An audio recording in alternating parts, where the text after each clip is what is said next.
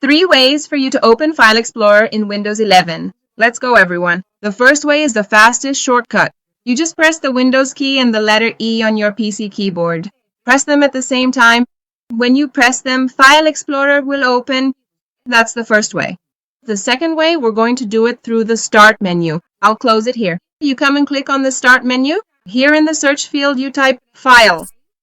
As soon as you start typing Explore, it will already show up. Below, you just click, and by clicking here, it will open right away. You can check all your files, and the last way is through Run.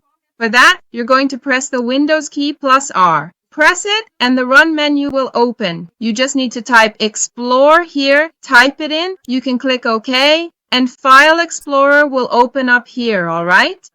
So that's it. I hope I helped. For anyone who wanted to know how to open File Explorer in Windows 11, if I helped you, don't forget, help me out too. Subscribe to the channel,